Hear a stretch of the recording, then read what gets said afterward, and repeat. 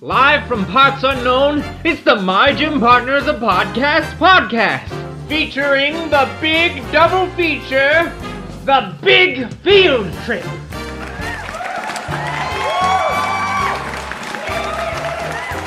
Bull shark, porcupine, I don't know what.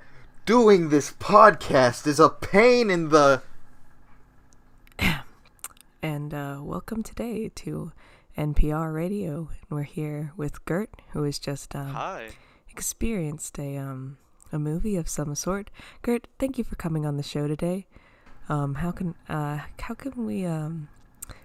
we make it up to you for putting you through this process?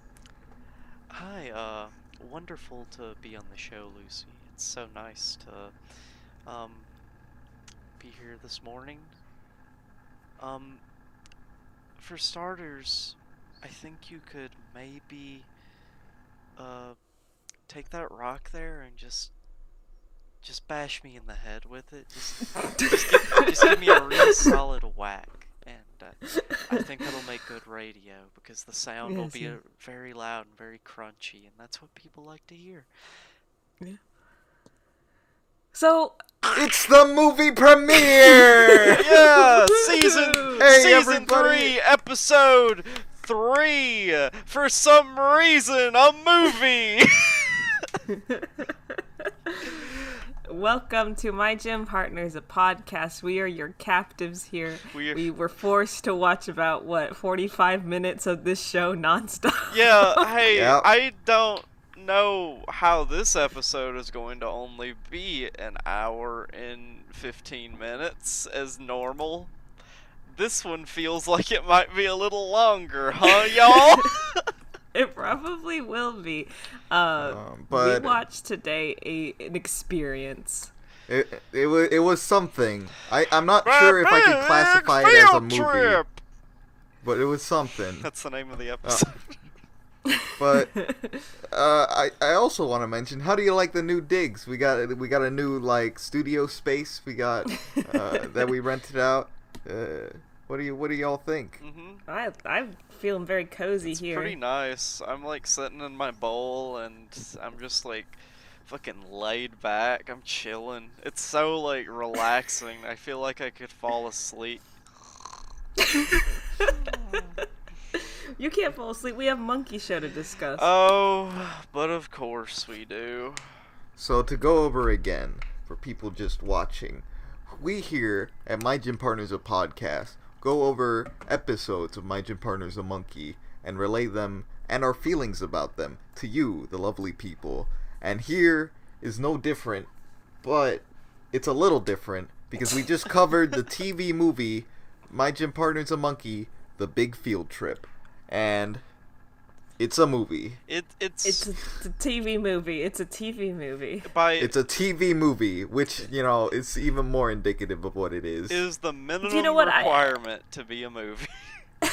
I don't even feel right calling it a movie. It's more like a special, this isn't a movie. This is a they had an idea for an episode, and then they just dragged it out as long as they possibly and painfully could. That becomes incredibly obvious towards the set to the next time half, Yeah. They like to scream in this one. A lot. But let's get started with it, huh? Yeah, let's dive right into it. Big field trip. We have a lot to talk about. I'm looking at my notes and I'm intimidated by my own notes. So we open up the scene and it's Adam and Jake walking through the hallways, but Adam looks a bit roughed up. Yeah, bad. Looks bad. Looks like he got hurt lots. And Jake Spider Monkey comes through and is just looks like some idiot got mauled by wolves, huh? Looks like you can't survive the alpha. I'm the alpha, I'm really powerful, and you're not. You're a little beta, man. Yeah, and he goes on to say, even so, I'm so powerful. I think even if I were out of my element, I would just own that shit. Like, I'd be panicked for a time, but then I'd adapt. Not a little soy boy Adam Lion, are you? Principal Pixie Frog comes on the announcement and he's like, "We got a big band field trip." Escúchame, estudiantes. Yes, he does say. He does. He does. He speaks Spanish for a bit. Adam is confused. He's like, "There's a band?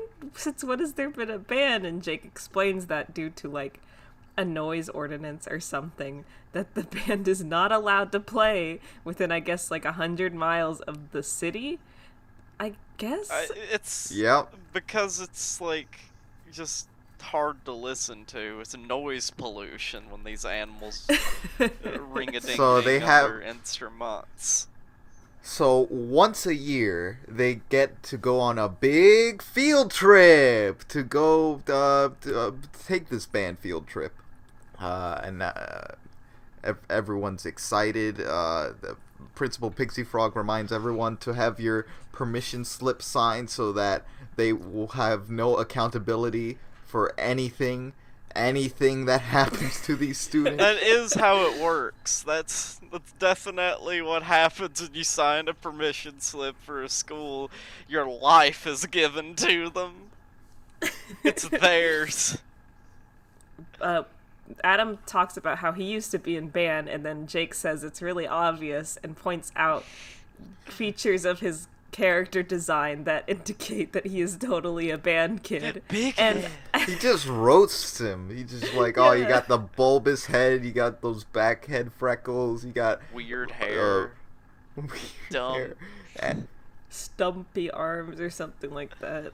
Stumpy. Just goes off on him.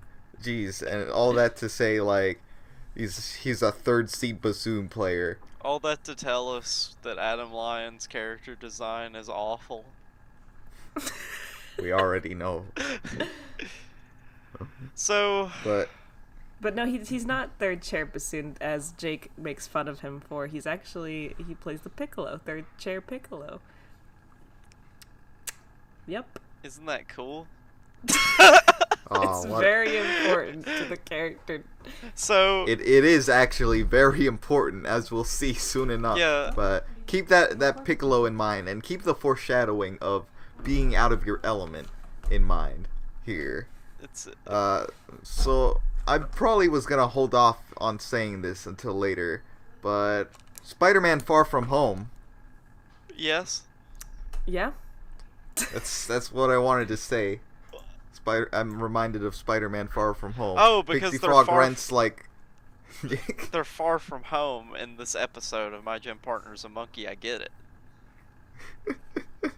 They rent out a rental bus, but it's obviously very bad quality. It's an advanced Eurobeat bus. Principal Pixie Frog is, of course, cheaping out even here. He bought this bus from a European country of... What country was it? I did not write it down I did not write it down. I did not. It doesn't matter. It might have been made up. I don't know. I don't think it was, but... But essentially... He's wearing a little hat. Did we mention that he's wearing a little hat? He's adorable. Yeah. I like some of the staff in this. Like... We got Principal Pixie Frog wearing his band hat is cute. Mr. Mandrill's wearing like a conductor outfit with like the brushes on his shoulders. It's great. And Miss Warthog is made the bus driver apparently again since Principal Cheapo is cheaping out. I'm gonna be honest, y'all. Whenever Mr. Mandrill is present, I kind of like it. I think he's funny. I think he's a funny character, and his voice is good. And I think so too. Maurice LaMarche, knocks it out of the park with his different voices in this show. When he's interacting with Principal Pixie Frog, it feels very it just makes me wish that this show wasn't about these children. I just wish it was about these adults and their lives. We have to examine our own biases here as adults watching this kid's show. True. Mr. Hornbill and Miss Chameleon are wearing stewardess outfits, like, for plane. And Miss Chameleon's like, when do we serve? They're really getting into the role here. Yeah, they really are. And I really like this line that happens when, like, Adam and Jake are walking into the bus, and, like, Jake is trying to talk about what happened last year, but Principal Pixie Frog's like, no, you signed something. You can't talk about it. Never talk about what happened last year. That is forbidden knowledge for Adam Line. He's not allowed to know. We're in agreement. Confidentiality. Jake Spider Monkey, don't you dare open your mouth.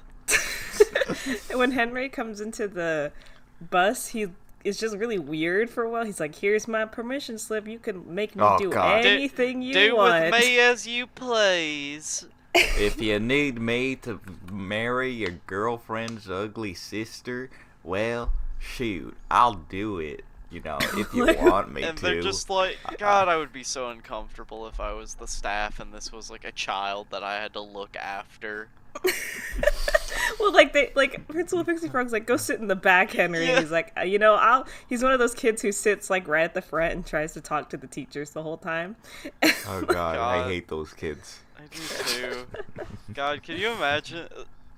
I never really thought about it, but as like, you know, a 20-something, I'm looking at like, you know, being a teacher and having to deal with like children who are like, yeah, I want to hang out with you. I mean, like, all right. I don't want to hang out with you though. I mean, like, you know, they're like good like students who are like, you know, smart and like you could, like, teachers like you can like commune with them and that's like fun. But it's like I mean, it's like even if they are like smart and good though, right? It's like you're just hanging out with like some kid. Like they're not like your kid. They're just some kid. They're just some little person, and they want to hang out with you, an adult. Like the pressure. It's too much pressure. It's too much pressure. I think I couldn't ever be a teacher because like my potty mouth is really bad and like it just slips out really easily. Like I couldn't ever hold that back. I would always like by accident say like shit or fuck. Well, I don't know. I think I could be a teacher. All right, Coach Gill is also there as a chaperone. Of course, Horace is there wheeling her along. Mm-hmm. As they're going into the bus, everyone says that they get car sick really easily. And it's like, I wonder why. And Miss Warthog has a cinder block attached to her foot, and she slams down on the pedal, and they're just like going. They are headed for destination unknown because Principal Pixie Frog doesn't know directions good. Well, the thing is that... Yeah. The thing is about, like, that's, like, a recurring theme in this, like, movie is that, like, animal instincts are a thing that's, like, stressed on animals, but also, most of these animals don't have animal instincts. It's so, like, Principal Pixie Frog is, like, too embarrassed to, like, admit that he got a map, so he, like, went online, apparently, under, like, a pseudonym to like, get it. Like, he can't even, like, get it like with his own like account. He has to have a different account so that nobody knows this animal had to use a map instead of his own natural instincts. Oh, are you Polywagadoodle 4? No. That's not me. So they're trying to... So then there's this weird scene where, like, Mr. Mandrill starts, like, freaking out, and he's, like, getting all pent up. He's just, like, hanging around Miss Warthog's head, and then he's like, I'm sorry, I just get so pent up when with all the windows down and everything. I just need... And Mrs. Warthog's like, why didn't you say something here? I'm going to help. I'm going to help relieve your tension. So she rolls down the windows, and then he immediately is like, and he puts his head out the window and pulls out his tongue. Yeah, no, Yeah, like a everyone dog. does Hey, like a dog? Yeah. Hey, animals? You heard of animals? Well, there's a dog. Hey, there's and that's this basically little, animals. there's this little thing called animals, right? And like, I hear They're- that they stick out their tongue. They're all basically dogs. Is the They're thing. all basically dogs. I forgot to mention that one little kind of gross joke, but that I actually kind of found a little funny that happens is like when they're all bumping around and Adam is like holding a paper bag, looking like he's about to puke into it, but he doesn't. And then he looks at Jake and is like, "Why aren't you like pukey? I thought you said you got car sick." And Jake's like, "Oh yeah, but I already, used your barf bag earlier." And he's like, That's not my barf bag. This is my lunch." And then Jake's like, "Oh, what'd you bring?" And they both look. Barf. You barf. Hey, He remembered his lunch, I- and now there's barf in it. I just thought about something. What's that? What if all animals had the same AI? Like, Huh? what if all animals just had the same, like, AI? Like, they were all dogs, but, like, they still looked like they normally do. But all animals, like, act exactly the same. Well, then they would be just like they are in like cartoons where people don't know the behaviors of like actual animal. Hey, Animal Facts Corner with Renee. Animal Facts! Don't play the music. I'm gonna play the music. Animal Facts Corner with Renee! Every animal is different. But imagine, like, just a world where, snails, bugs, like, ticks, and just everything. Fleas. Fleas. Yeah, like, maybe fleas, for instance. Yeah, so, like... I'm just, like, imagining, like, an elephant or something trying to act like a dog, and it, like, sees a human and starts, like, running at them. Yeah, like, everything. Oh, I love it. Fucking fish. No, but then you would get crushed and it would be terrifying. The world I is love full George of of the Jungle. friendly, just, like, dependent on human creatures. All of them. That'd be horrible. That'd be so scary. Like, you're in the woods and you just hear, like, panting and, like... like a bear's running towards you, like... It's like a deer. Like, a deer's panting and, like, galloping towards you, and, like... It gives you like a wagging stick. its tail, and it like rubs its head on your body, but also it has antlers, pointy antlers. Maybe the world would be more dangerous if all animals were friendly like dogs. I think it would. So anyway, all animals are dogs in cartoons. Tangent aside. Yes. They're just kind of going. Principal Pixie Frog loses his map because the windows are open, so it just kind of... They're like, well, let's see. He opens it up, a gust of wind comes in and just pulls it out. He tells them... He tries to give directions to Miss Warthog, but he's just kind of guessing. They go through, like, a tunnel. They, like, crash into, like, a bunch of cars. Take a left on the fork in the road, and then there's a fork in the road. I wanted to mention that joke because I love the fork in the road joke. It's a classic. It's a literal fork. It's not a fork, it's a fork. It's like a fork, Like, there's a fork like in the road. There's a fork There's a there. fork on the road. Yeah, on the road. Not a fork in the road, but it is a fork. Fork. Silverware, like a fork on the road. It's on the road. So, the thing about the fork is it's on the road, and they turn when Not they in see it. Yes, turn left at the fork and... But We get it! But, Renee, they might miss out on it. Like, the fork in the road is actually... God, we're just being the There's like a Are you making fun of me? gas station that they stop at. Why are you saying, are we making fun of you? I just wanted to explain the joke. I mean, we are making fun of you. Oh, I didn't know we were making fun of Renee. I thought we were just doing a long-winded bit. Like So my there's Gym Partner's a Monkey does all the time. Yes, just like them. We're just taking a page out of their comedic book. There's a whole montage of like different like places they're going to, like Antarctica, London, England, and then they end up in Denmark. The moon, you left that one out. They somehow managed to get there. Oh, how did they do that? It's not like it's a cartoon. Okay. Alright, prissy britches. Alright. You're gonna be all prissy about it, then I won't say nothing no more, Renee. The Denmark, is it a gas station? Yeah, it's a gas and store, but it looks so fancy. And this is what, like, immediately clicked in my mind. Oh yeah, it's Spider-Man Far From Home. It's just like that one bit. Did y'all watch Spider-Man Far From Home? I did. I didn't. I don't watch movies. Fair enough. Hey, from a non-Marvel fan to the rest of you, if you have, a $5 Tuesday around you or whatever, go check it out. It's kind of fun. I liked it more than Homecoming. Yeah, I did too. It's funny, actually. I kept hearing people saying that Homecoming was like a really good movie, like a really good Spider-Man movie. But like, this one's better. This one's like. Well, the thing is, like, there weren't a lot of good Spider-Man movies in like the breadth, before Homecoming. Like, I mean, there was a Sam Raimi movies, but like the Homecoming movie was so fresh in everyone's mind that everyone just like loved it.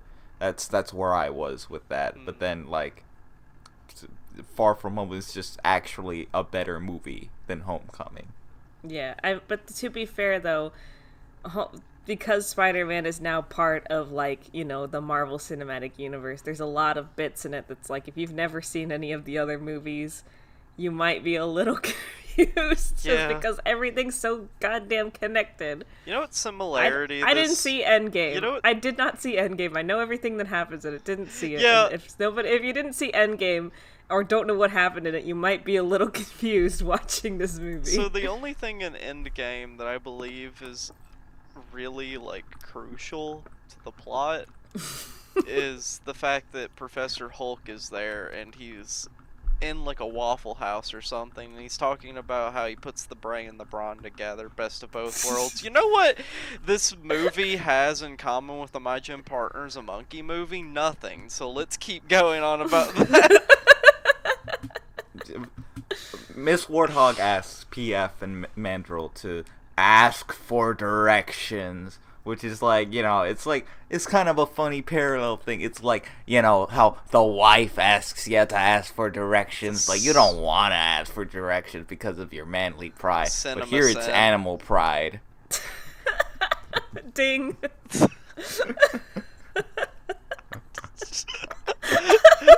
Cinema Sin #1. So, what the heck? They're in Denmark? How did that happen? That doesn't make any sense. Okay, now this is crazy. They're on the moon. Obviously, they could not drive a bus to the moon, and then it keeps going. Isn't that kind of what we are, but only with My Gym Partner's a Monkey? Don't make me think about that. I don't want to be that. Look, we present interesting critiques of the world, and we're not only critical of it, but we're positive about it, and we offer both sides of the coin here. That's true. We are kind of like God, administering punishment and acceptance. They go into the Mr. Mandrill and Principal Pixie Frog go in, and then they come out wearing, what are those? Lederhosen. Yep, they're wearing that. They got bags, and they're like, well, we got some Danish snacks and some figurines, and that sure is helpful. It really reminds me of the character from Hoodwinked. Uh-huh. Anyway. I like Mr. Mandrill. Mr. Mandrill says something along the lines of if only our captive zoo life didn't rob them of our sense of direction. I'm captive, huh? I thought Principal Captive. I mean, captivity and everything, but it's not a good look when it's presented in that way. Do they want to be zoo animals? I mean, it seems like they've adapted to the human-esque lifestyle. But I mean, you can't help but adapt if you're brought into it, is the thing. True. So, Principal Pixie Frog doesn't live in a zoo, though. That's the odd thing I wanted to point out. He lives in a pond, but I guess it's like a park's pond, so it's not like entirely, wild. Somebody definitely feeds him. An old lady definitely feeds Principal Pixie Frog, like on her morning walk. Oh, hello. It's nice to see you. What a funny little frog. She gives him like dog kibble. Yeah, gives him like dog kibble and like a bag of like crickets or something. Yummy. God, I saves on money. I really appreciate Dorotha coming by every morning. She's one of my highlights of my day. I wake up in the morning to get ready to go to school, and as I'm waiting for my cab, there she is, and I say, "Oh, hello, Dorotha." And Here's the car. She smiled. Okay. Well, way to ruin the scene, Renee. Gosh. I think he sometimes waits for a cab because it saves on gas. That makes no sense. Shut up. Shut up. Shut up. Shut up. Shut up. Shut up. No, he waits for a cab, but it's not his cab, and he doesn't flag it down. Somebody else flags it down, and he jumps in like the back secretly because he's very small. That's how it saves on gas and money. Okay. Yeah. See, that makes sense. Thank you for saving me, Lucy. Because I was like really sweating bullets there. I thought Renee had like rat fucked me right there and got me. Jake and company are still sticking their heads out the window, and Adam's like, "Can't we like play a fun road game or like and do anything but what we're doing right now, which is nothing?" He starts playing his piccolo though. Because Jake tries to stop him. He's like, "Stop we're it. not allowed to do that, Adam." And he's like, "Why not? I'm gonna do it anyway because I know better than you, stupid animal." And then he plays his piccolo. Yeah. Adam's very vindictive of the animals, especially today. Like, I mean, he usually is, but like today, like it's a central like part of his character arc in this like TV movie. It's very important that he thinks animals are beneath him for this movie in particular, huh? I have a sorry, this is another tangent, but I just had like a very sudden thought, and I need to talk about it. Yeah, go ahead. Mm-hmm. Adam's parents know he goes to an animal school, right? I mean, they must. Are they okay with that? I mean, they're probably those kinds of people who are just like, well, the district said it's okay, and like, they know best. But like, I'm thinking about the amount of danger that Adam Lyon is put in on a daily basis, and especially in this TV movie special. Does he never talk to his parents about, "Oh yeah, I got beat up by a shark today. A shark tried to eat me. My friend is a monkey, and I may catch a disease." That's fine, sweetie. So I guess we know that they're not really there, really. Yeah. I mean, when do we see them a lot? Right. Like, Adam's like mom seemed to care like when he got sick and stuff. Fair enough. But also, like, she didn't keep that close of an eye on him, which I guess is a good thing. Maybe she was out working or something. You think she works from home? You think she? No, I think she would. No, because she like. What is she? A remember lawyer? Remember the sleepover episode? Wasn't like his parents not there or like his mom Nope. not there? Nobody was there but Adam. And like Adam's always seen packing his lunch alone. Alone. Alone. Are his parents a figment of his imagination? Do you think Adam Lyon is even like living in our reality, or is he living in like a desolate field like Salad Fingers? When he plays his piccolo, it makes the animals fall asleep. All of them. All of them fall asleep, and it's scary because they're gonna run off a cliff. Oh no! Adam goes, "Zuh," as he sees them going towards a cliff. He tries to wake up Miss Warthog. Oh, and I she's lulled. having like a... Huh? I lulled when he said that. I lulled. When he said "Zuh"? Yeah, I lulled because I hadn't heard it in such a long time. Big lull moment right there. Yes, a lull moment. a classic lull moment. You ever got one of those? This episode is going to be like 3 hours long. And this movie was only 40 minutes. He's trying to wake up Miss Warthog, and I guess she's like dreaming or something, because she's like, come here, sweet cheeks, and she like hugs him, and then we get this very odd shot.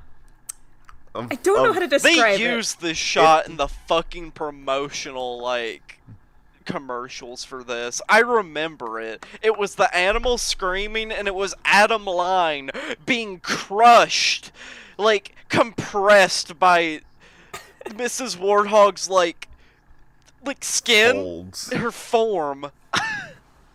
And it's like really, he's like, arms are bending in weird ways, and like his eyes are getting all red. He's so... I like this moment though where he's trying to like he's just like complaining like as everyone's asleep before he tries to wake Miss Warthog up.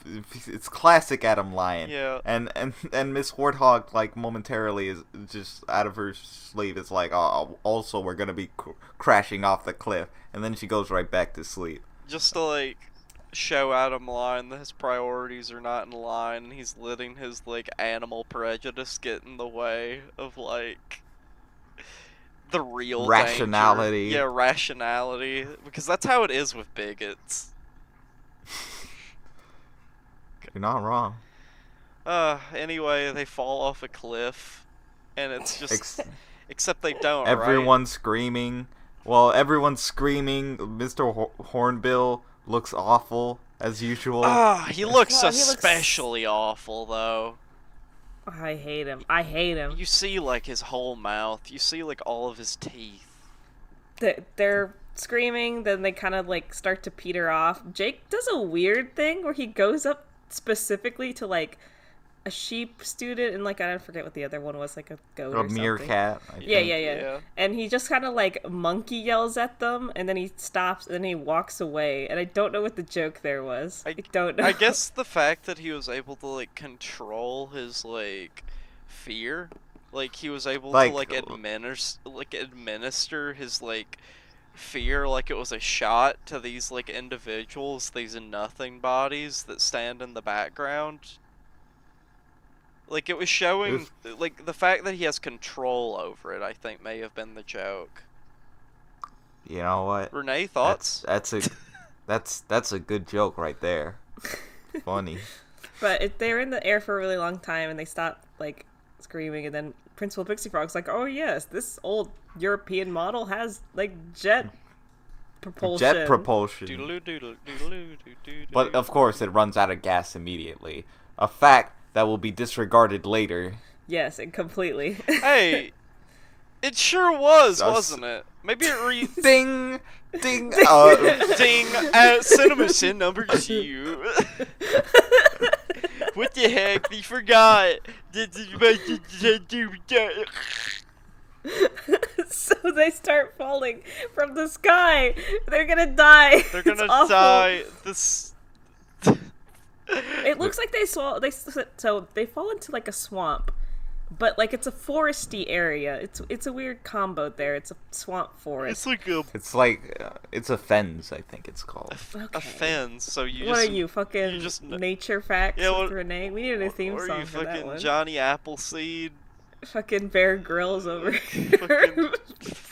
What's another... It's called Who's that guy? Who's that guy who went to Alaska and like built a house and like lived out in Alaska, and there's a documentary about it. Anyway, you're that guy. Alaska Man. That's you, Renee. You're Alaska.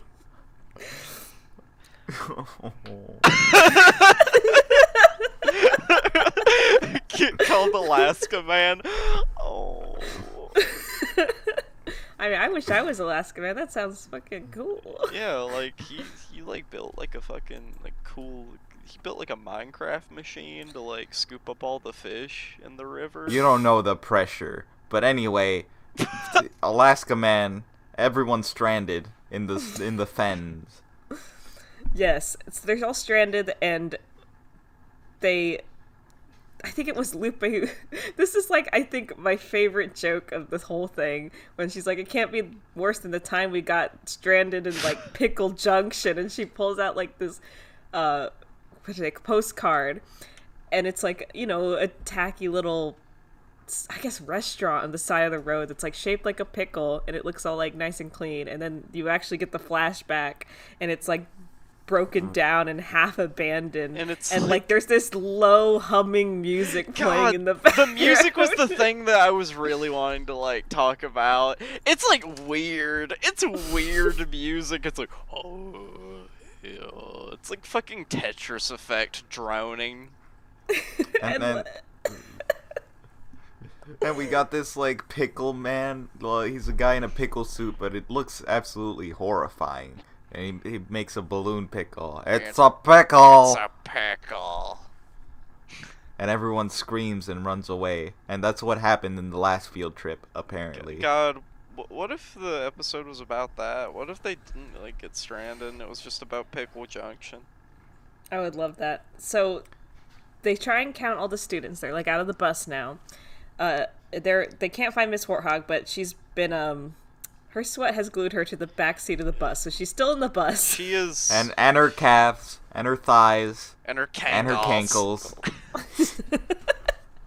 So, but then they're like, oh, but we actually have more students than we thought. And then it's like, you know, if you count the bunnies, and then they're like, bunnies! And then, like, the little... It shows these bunnies, and to the horror of all of Charles Darwin, who, I guess, like, all the students who came, we see little funny bunnies with their cute little eyes, and then one of them like peeks over, it just sort of like rises into frame, and its chest is out and has a stupid like look on its face.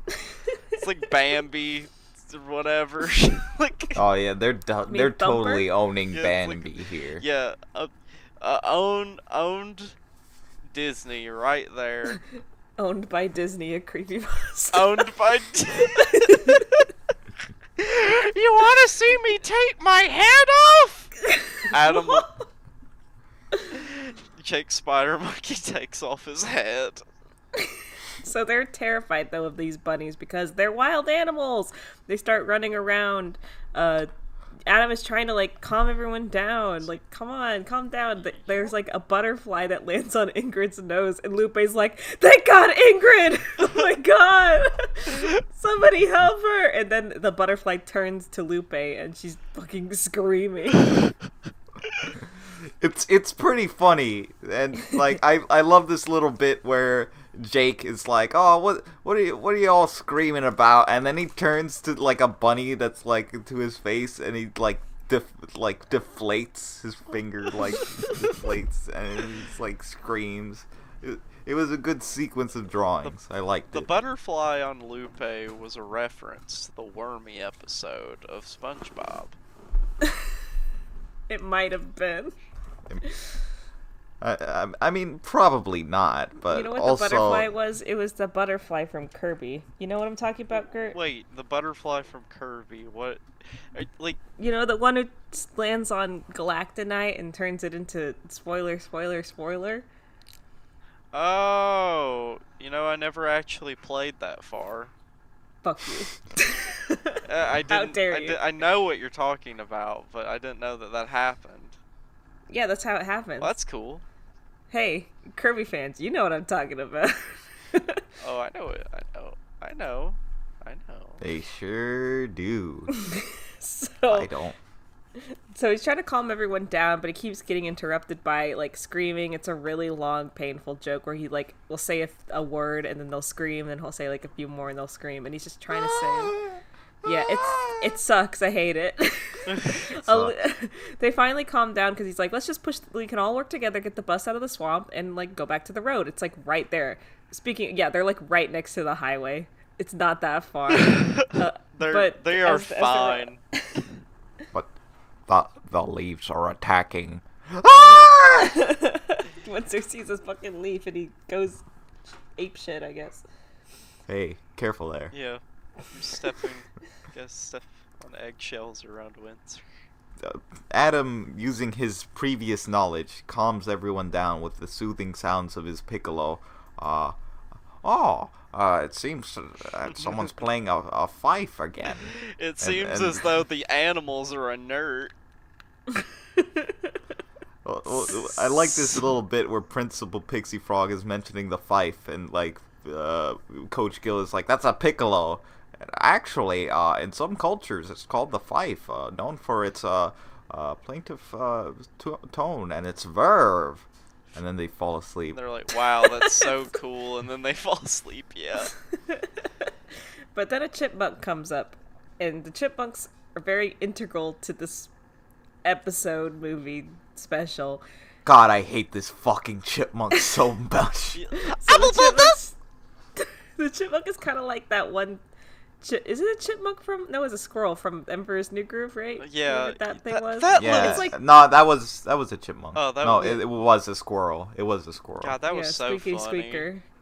Squeaky squeaker, squeaker squeak. So think about that animal, and then think about it but worse, and that's this chipmunk. He steals a piccolo, and like Adam climbs the tree like after him, and then we get to see the B plot of this episode, which is the pack, Windsor, Slips, Ingrid, or walk into like a deadly looking cave because they're just so terrified of all the animals, and they see like a shadowy figure coming at them, and they're like, "This is where it all ends." And Windsor's like, "I'd have eaten more butter if I knew this is where I was gonna die." And then Slips is like, "It's like, Slips, do you have any final words?" "Yeah, I would have eaten more butter." You totally stole my thing that I was going to do. And then Ingrid's like, "I would have apologized for more things that I didn't do. I'm sorry." And then, to their surprise, to our surprise, it's Lupe. But she's different now. She's enlightened. She has tamed the wild beast. Using her fear of the Pickle Man, of Pickle Rick, she has tamed the wild beast of the butterfly, and now just strapped it to her head, and now flies with the butterfly. Yeah, it's a funny little sequence where she realizes like she's not afraid of the butterfly. She just kind of like picks it up off her nose and then just straps it to her head with a leaf. And then she like floats. She floats away into the sky. And Slips says like, "Wow, you're like Lord of the Butterflies," and Windsor's like, "I didn't know you read books, Slips." And Slips like doesn't say anything for a bit, and then he goes, "What's a book?" God, why is it that the jokes with Slips are so funny? Like the fact that they take so much advantage. They take advantage of the fact. Wow, them jokes funny. Shit. That's basically how the jokes like turn out though for Slips. They're usually all hits. Damn, it's the this is a same hit. thing, but it's all hits. Cut back to A plot. Yeah, Adam is he's still trying to get the pickle from the chipmunk. He looks like he's been through hell again. His like butt cheeks hanging out. I hate it. Oh. Jake is there too now, and he's like, "Hey, Leon, what's going on over here? I'm watching this really funny show about this kid trying to get his piccolo back from a chipmunk." He's like, "All right, Jake. All right." And then Adam like strolls towards the chipmunk on the branch, and he's like, "Give it back." And the little chipmunk is like,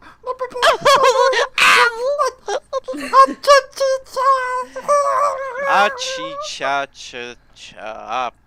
Whatever. And then like the chipmunk tries to kill him. Yeah, the little chipmunk tries to fucking murder Adam Lion by like and then Yo, you go ahead. Go ahead. No, you go.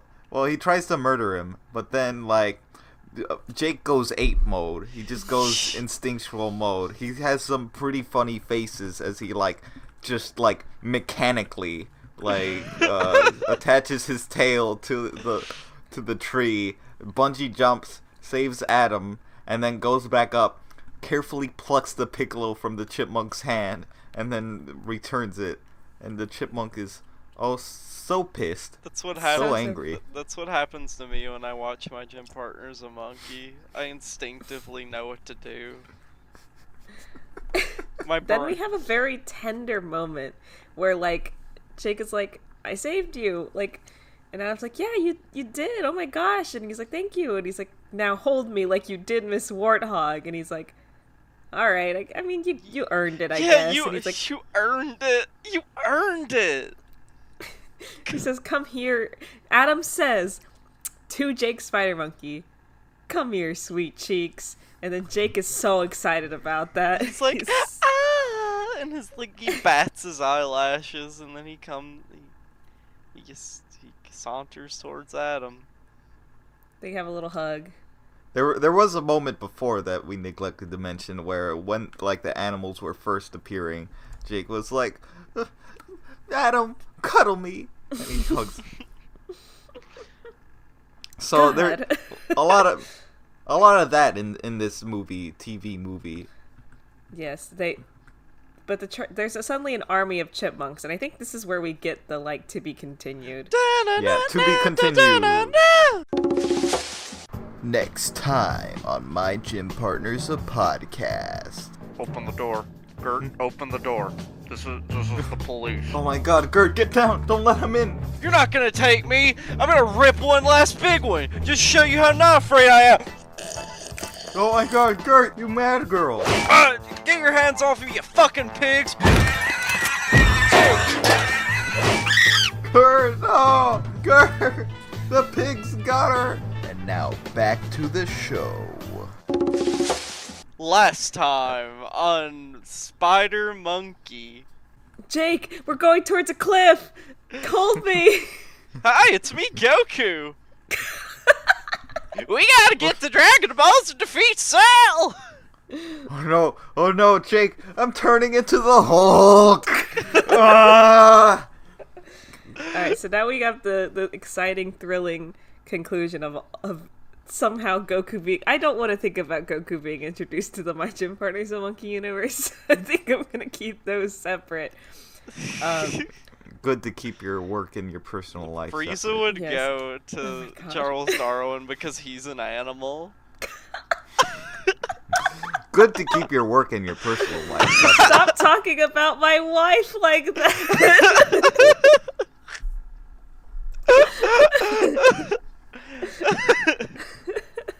Wow. Jake decides that the best thing to do is to destroy the Piccolo and says it's time to bury the Lion family tradition. He holds the Piccolo up really high. I love the new Lion King. Long live the Piccolo. But an owl attacks, and it's really funny because the owl pops up, and Jake goes, "What is that?" What is that? Like, he doesn't know. He doesn't know what the fuck he's looking at. It's scary. There's owl students in the school that we've seen, but he doesn't know what that is. Like, well, it's different in this case because this is like a horrifying, like, feral creature. All right. To him, he just sees a demon. So I want to like take a bit of a tangent on that. Maybe it's best left for a bonus episode, but we gotta talk about this. The fact that there are feral animals and then there are domesticated animals. Yeah, just like humans.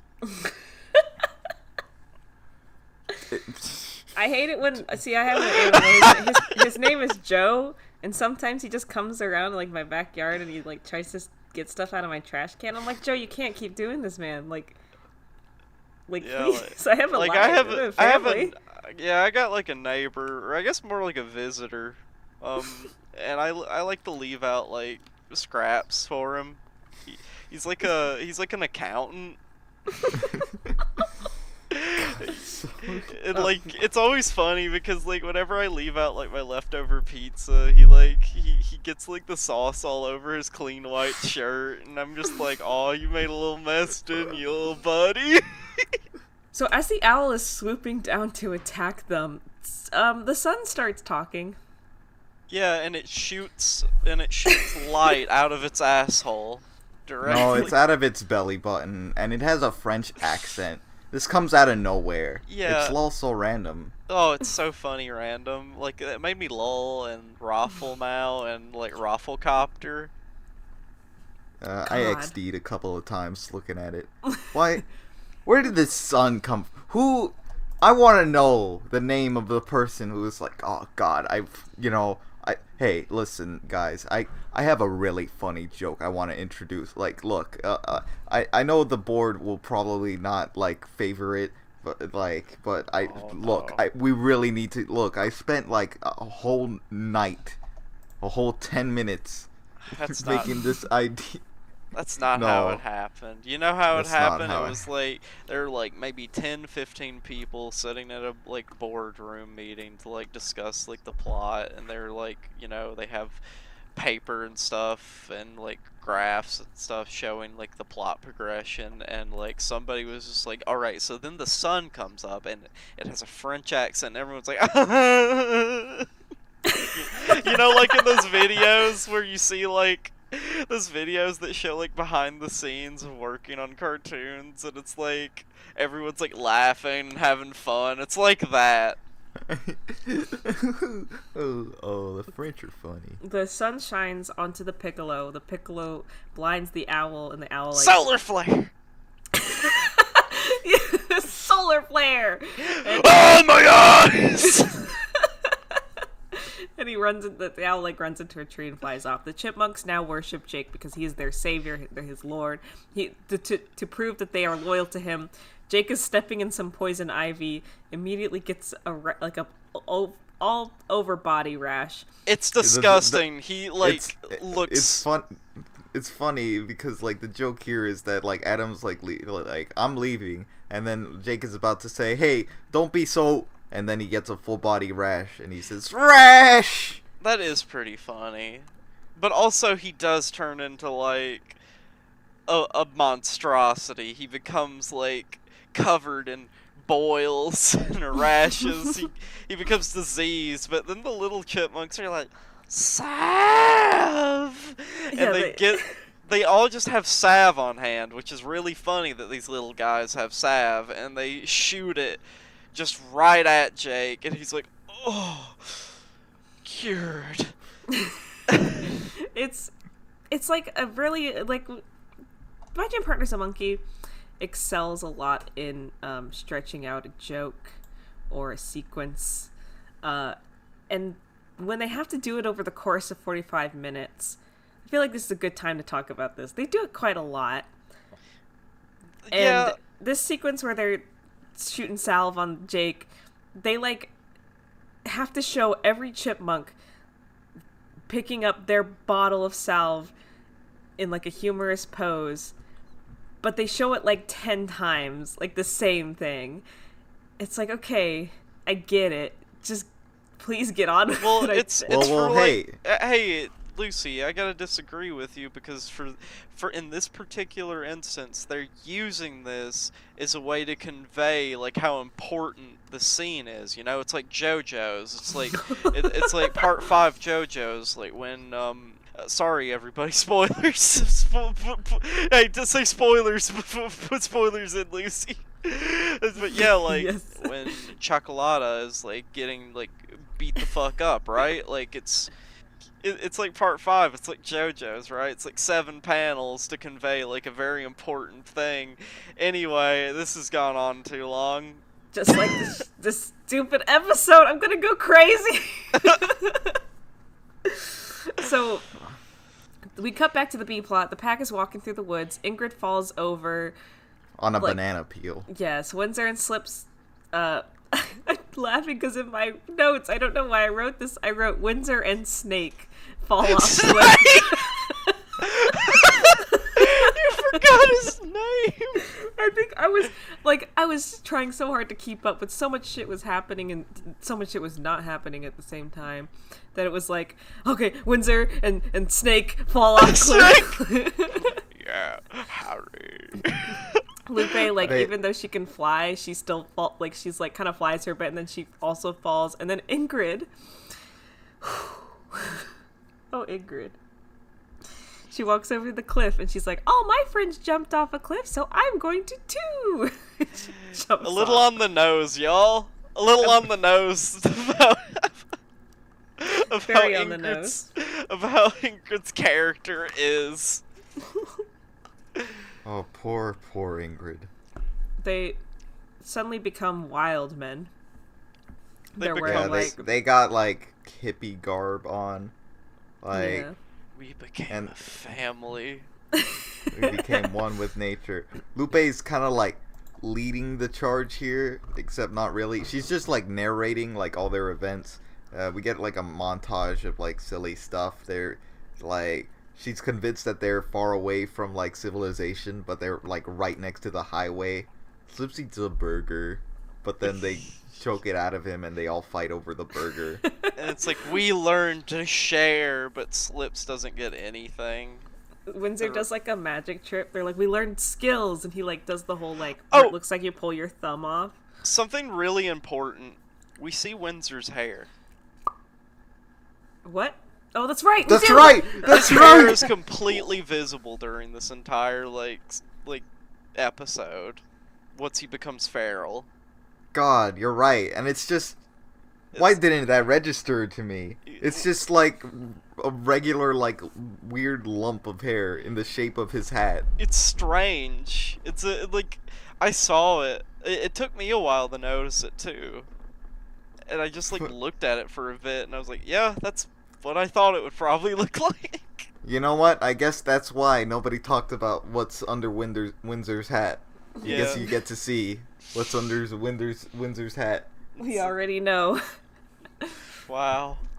Well, sorry everybody who submitted their theories, and they're all wrong, I guess. We cut back to the teachers, which I guess I'm going to call it the C plot. And they're trying to get to the bus. For some reason, it's like all the teachers and Henry Armadillo. Like, none of the other students are anywhere to be seen. They I guess they like died in the crash. They're not important. Or they got eaten by the bunnies.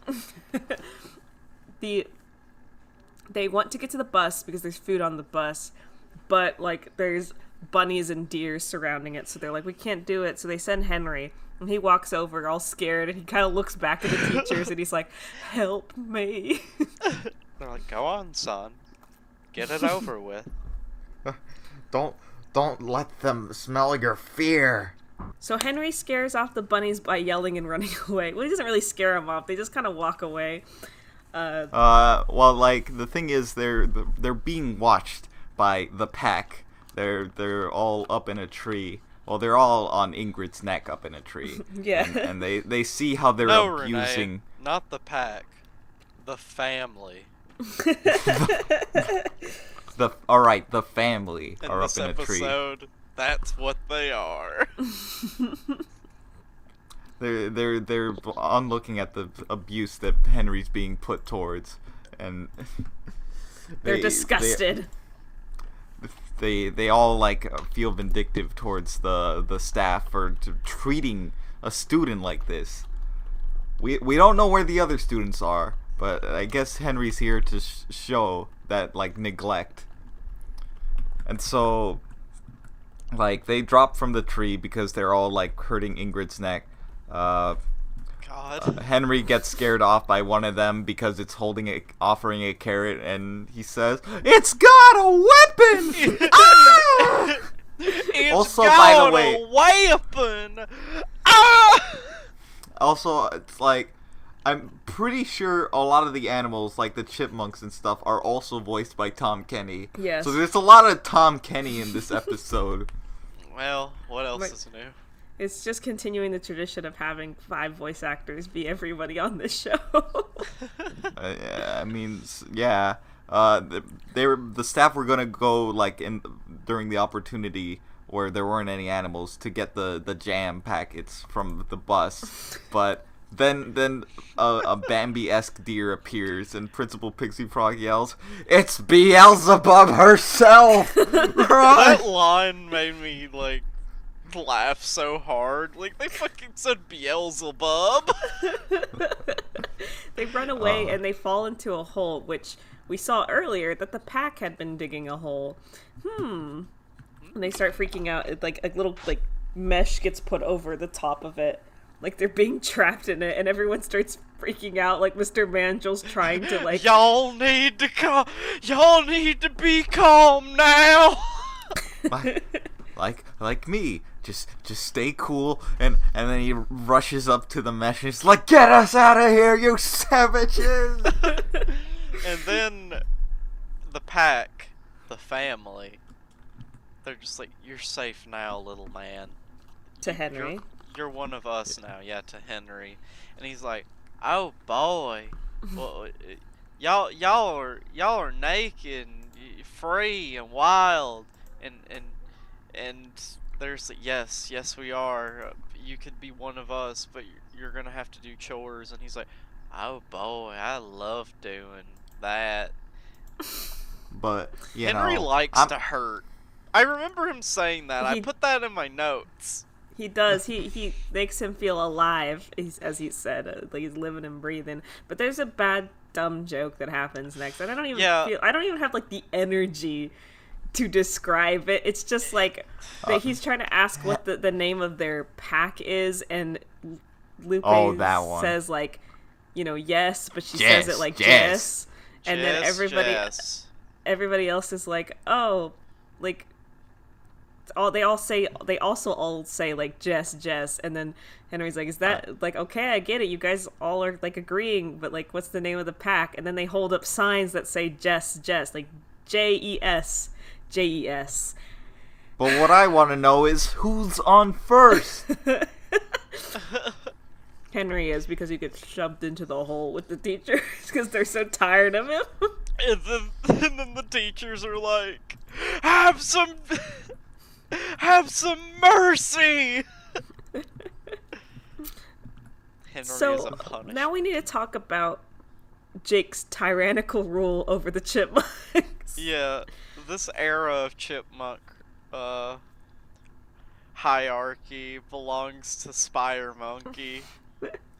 I'll be honest, I didn't remember anything with the chipmunks in this movie. Like, I don't know, like, a lot of this movie was a blur, and I thought I knew like the basis of it, like, oh, they get stranded in the forest, they're afraid of the little animals, and that's what happened. I don't remember the chipmunk kingdom and everything here. Honestly, the A-plot kind of sucks.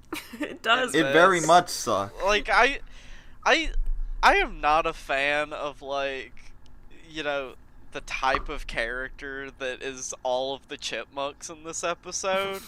I don't know how many people are, but it just makes me so, like, tired and bored and sad. It makes me feel like I'm, like, at my aunt's house on a Sunday. That's what these kind of characters make me feel like. They're just like little minions, like, and I feel like there was like an attempt to like parody that sort of thing, like, parody like Disney, like cutesy wootsy stuff, but in the end they kind of just made like annoying cutesy wootsy little creatures. It kind of is just played straight here. Yeah, like, sure, they have a military, but that's not like... Yeah, sure, they have a military. Sure, they have a political system in place in which Jake is the tyrannical ruler, but it doesn't really add much to the comedy of it. Definitely not. They like argue for a bit because like Adam is like, "Oh, you're being a tyrant. You're being unfair," and like Jake is like yelling at one of them that's like painting his toenails. He's like, Jake, you don't like orange. You know this. Fuck and off. Then it's like, oh. And I was like, what are you going to do when something, like, actually threatening comes along? You're not going to be able to help the chipmunks. And he's like, no, I'll be fine. I got the piccolo. So Adam, like, I think he tries to, like, get the piccolo back. He's like, that's mine! Get it back!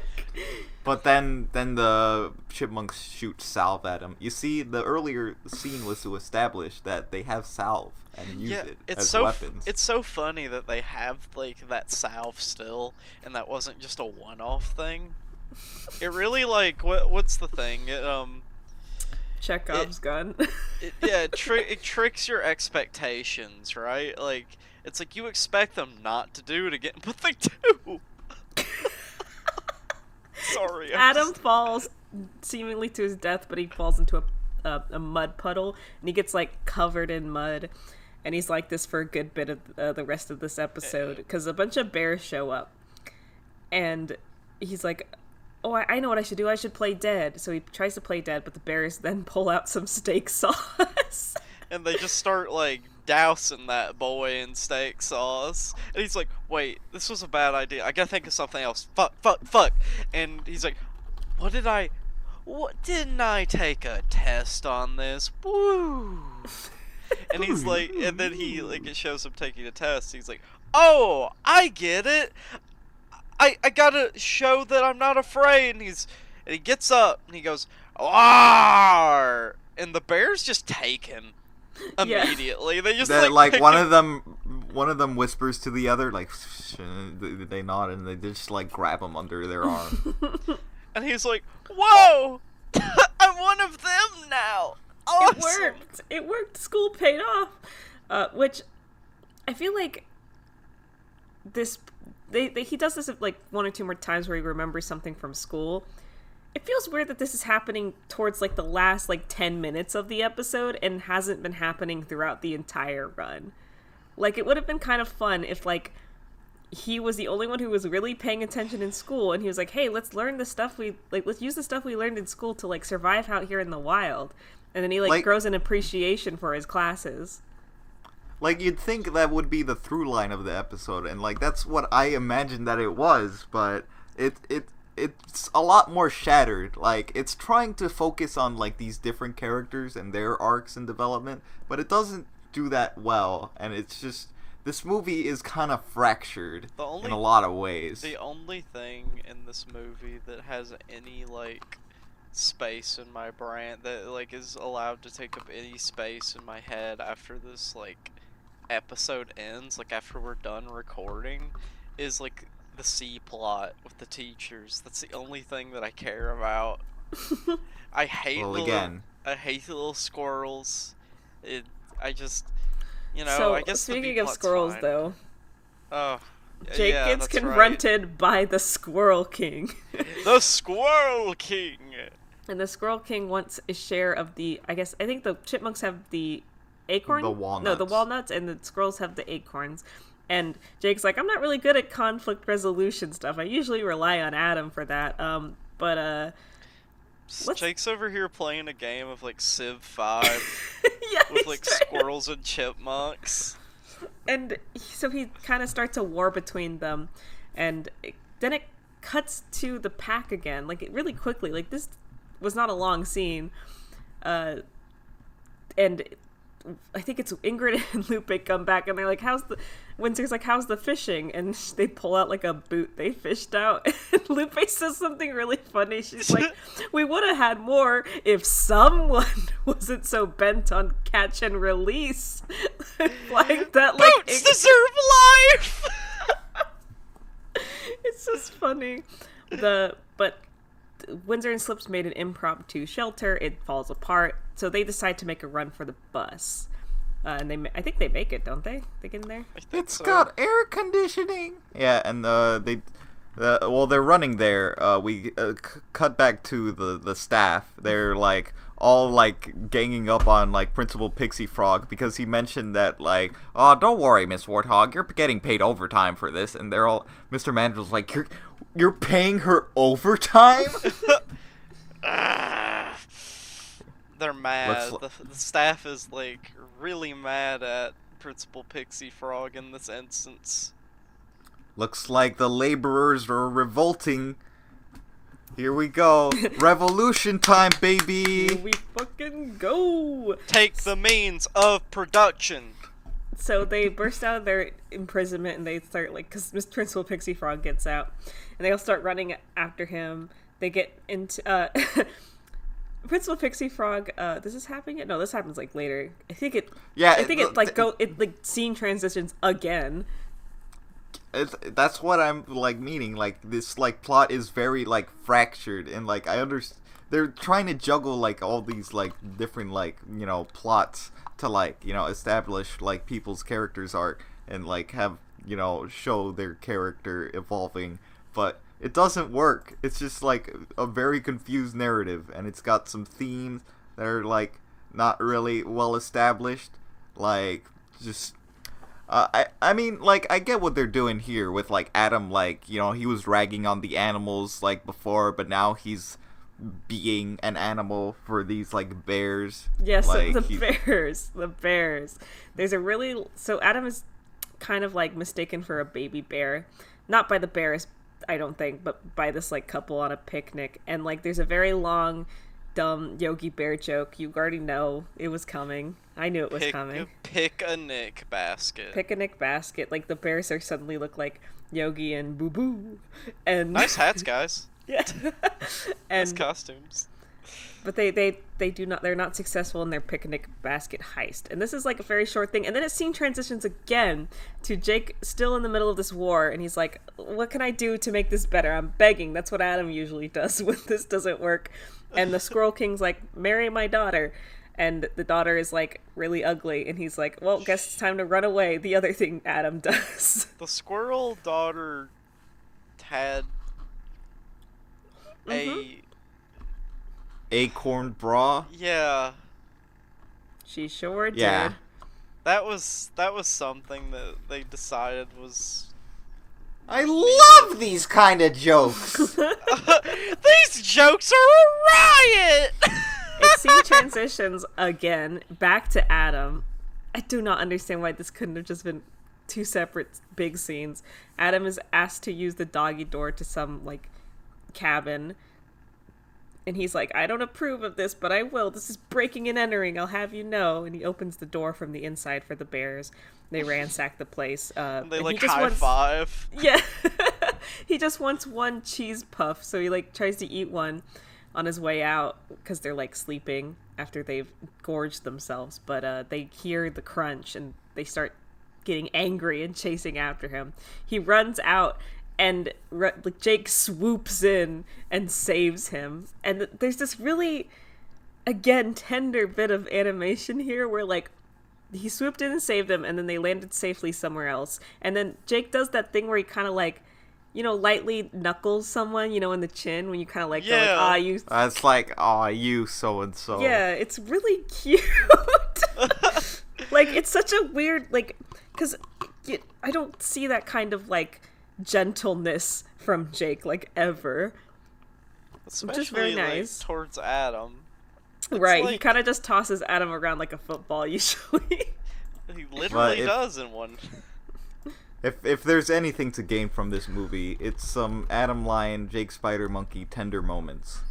Volume 9. That's what you watch this movie for. You watch it for the tender moments between our main characters, and then everything else just kind of happens around it.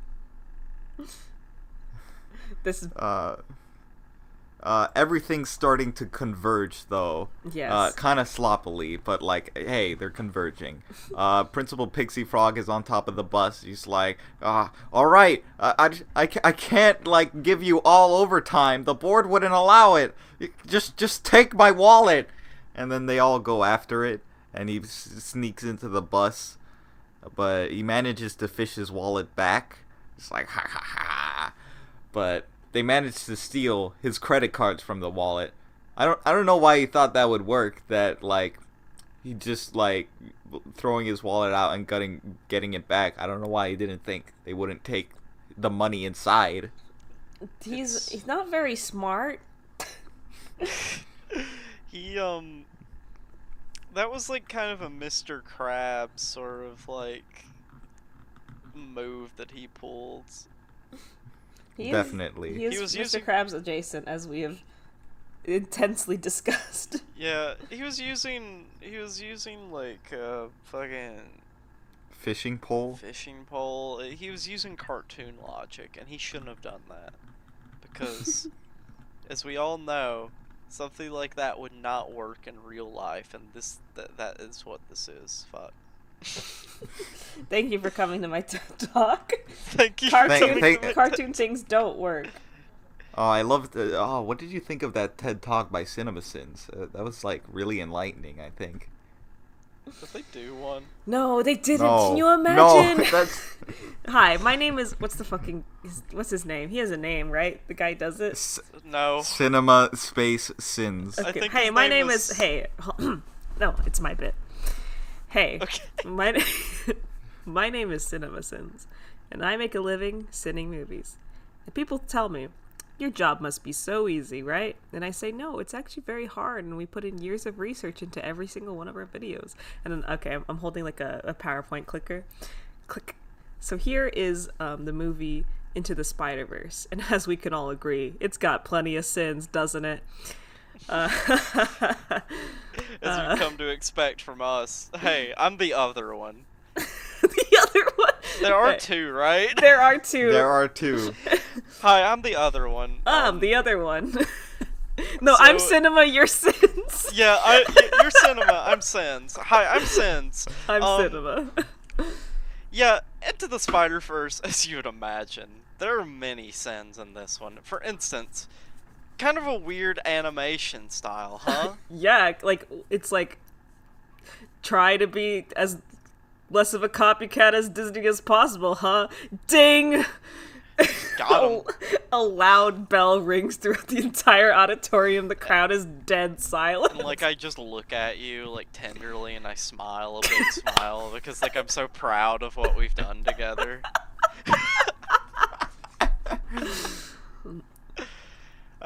Cinema. That's the bit. I hope Joke! That's the joke, and the joke is that I'm proud of my friends. Cinema. No refund. No refunds to the TED Talk.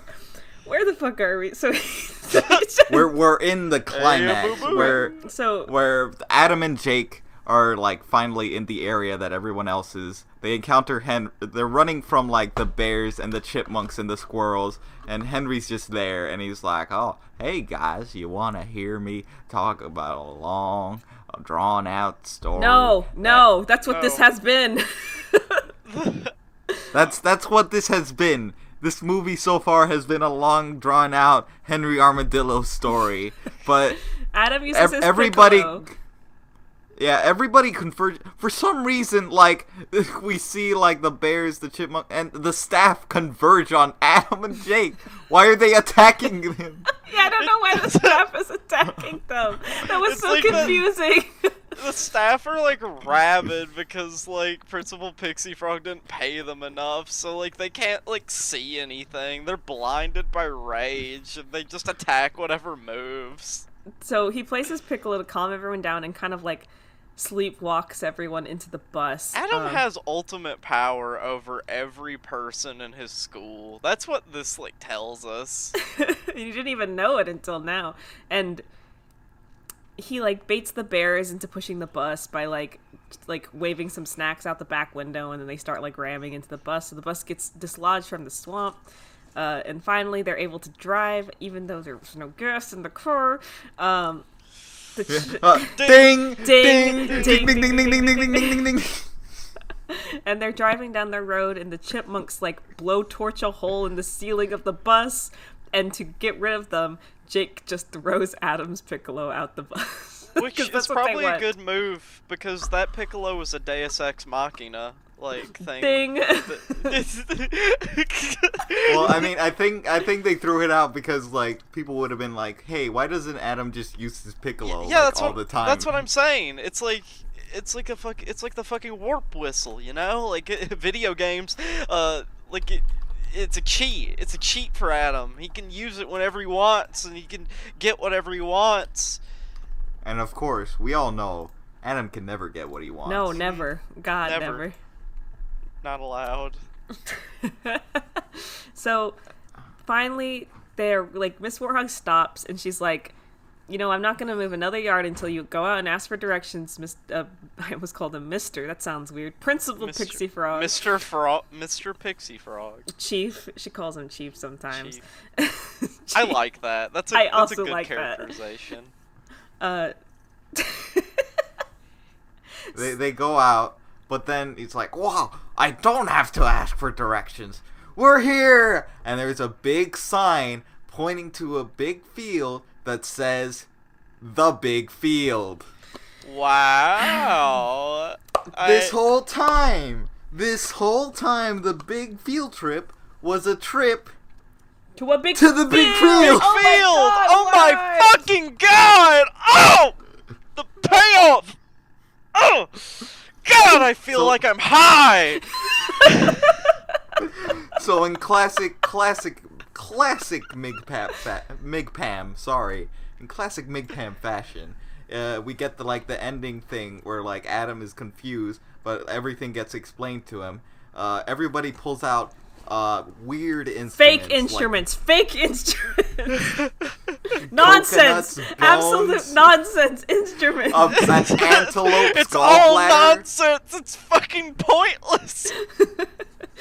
Jake pulls an out an antelope's bladder that he uses as a whoopee cushion. And then Adam, honestly kind of stupidly asks, like, why don't you have any real instrument? And everyone's like, haven't you been paying attention, Adam?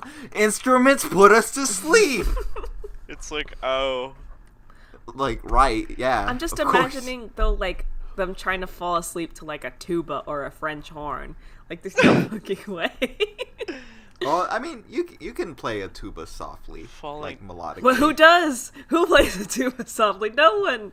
But Adam decides to join in on the fun as they're all like playing instruments, and he does like a armpit fart. Yeah, and then Mr. Angel's like, "Oh, you're out of tune, Mr. Lion," and then what is it? Irises circles on his face. Yeah, Iris is out.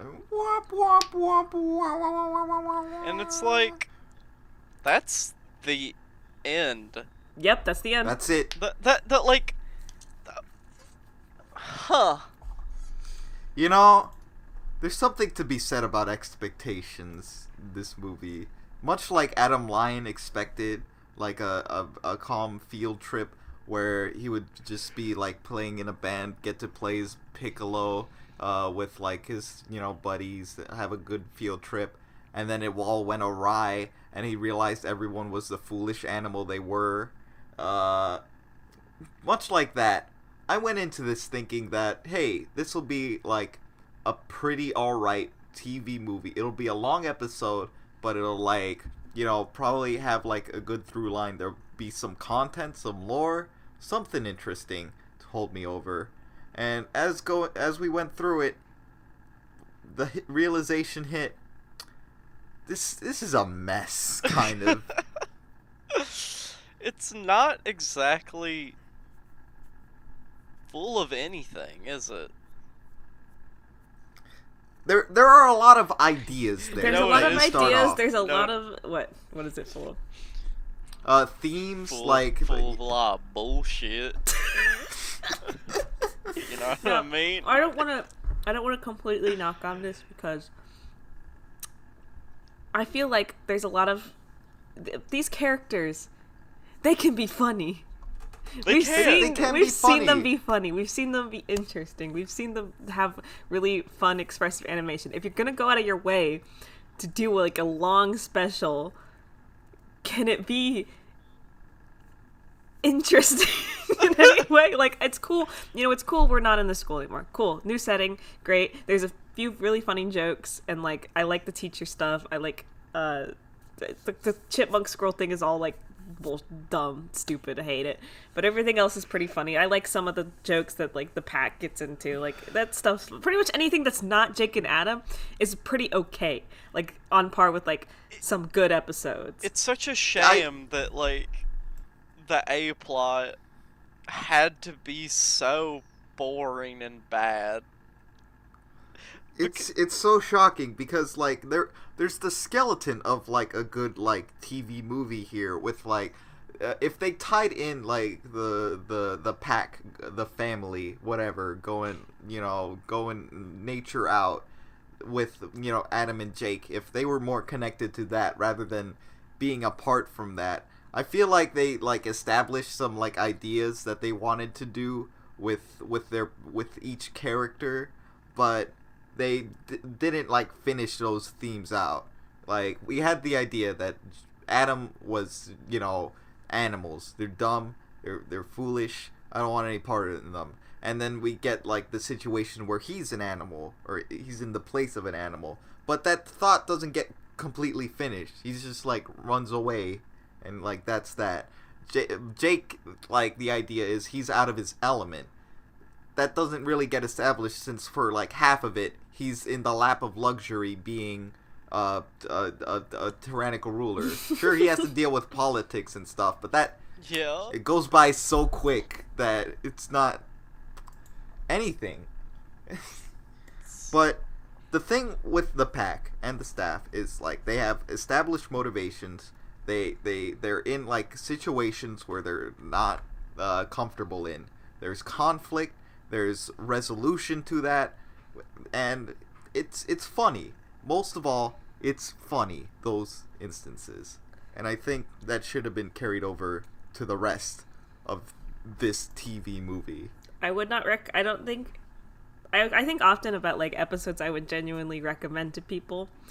I don't know if I would this one. It's, like, an interesting few things that happen in it, but, like, overall it's so long and, like, drawn out that it's, like, a slug to get through. Like, we've been recording for almost 2 hours now. Like, God, it's been a bit that we've been recording, and it's like... there's a I don't know if I could even recommend, like, watching this, like, online with friends. Like, just... It's a slog. Because nothing really, like, wild happens where you're like, whoa, this is weird and, like, crazy. It's just kind of boring sometimes, and then sometimes funny. But, I had a great time with you two today. I did too. I'm so happy that, well, you see, last night, I decided I wanted to make lasagna in Minecraft. And I stayed up very, very late to make this lasagna in the Mesa biome. I don't know if, for all those Minecraft players out there, shout out to the Mesa biome. Beautiful, beautiful location. Looks like a lasagna. We're making lasagna in Minecraft. Only get 4 hours of sleep, but you know what? That's fine. Because I got to watch this movie with you guys. Let's read some comments. Our first comment is from Robinson Knox. They say, "Can't tell you how happy I am that your show exists. When I found it, I said, finally, a whole podcast to justify my extensive knowledge of this ridiculous cartoon that's well out of my age range."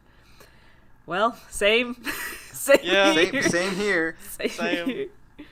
That's why we made it in the first place. We're glad. To just, like, talk about its themes and how it doesn't expand on those themes because it's a dumb children's cartoon. And what better thing to do than to just, like, complain about a children's cartoon? Hey, we're not complaining, we're giving it constructive criticism. That's true. Yeah, for the reboot. That's definitely happening. That's definitely happening. Please hire us. We'll proofread everything.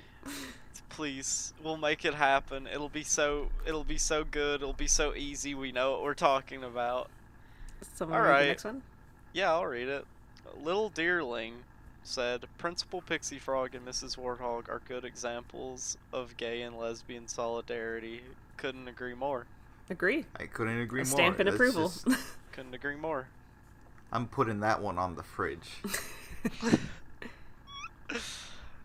Alright. And finally, Ryan Belias writes, "Very good episode, but do not let your guard down with Adam Lyon. His appearance in The Little Mermonkey is a ruse. He's putting up an act to get your trust. He's going to join your Discord server, then ask for free art and pay an exposure. And you know what? You're right. You were right to warn us, because in this episode, Adam Lyon was a little jerk. He was. He didn't grow. Nothing happened with his growth. He didn't learn to appreciate animals a bit more or anything. He was justified in it, which is the shameful thing. And you know what the funniest thing about it is that he kept saying, like, animals. Like, you know how that fucking guy in Roger fucking Rabbit... Toons! Yeah, Toons! Those fucking Toons! Fucking animals. Dropped a coconut on my brother's head. Fucking animals. But thank you for joining us today. I know it's been a bit of a long one, but we've had a lot of fun here.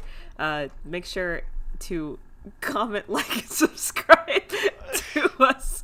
Tell your friends about us. This I think would be a fun, like, diving in point if they really wanted to know what we're up to in the jungle studio that we own.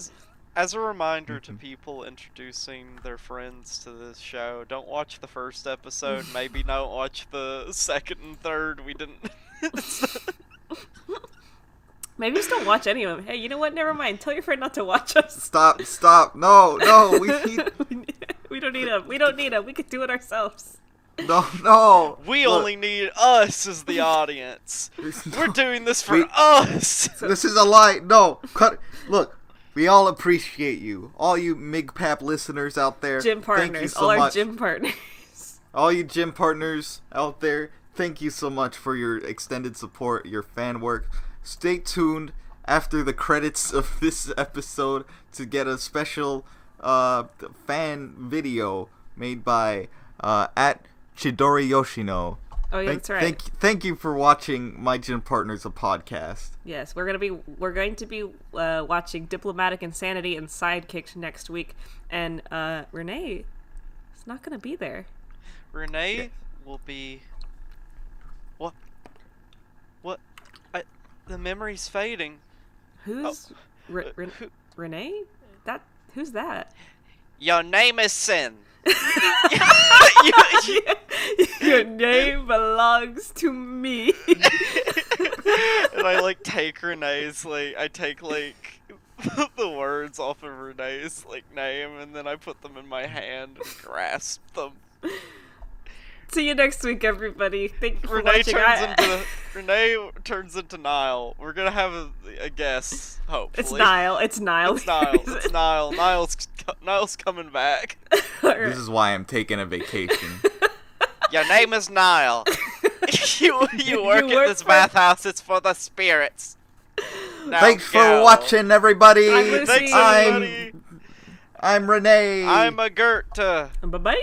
And this has been My Gym Partners, a podcast. See ya! See ya!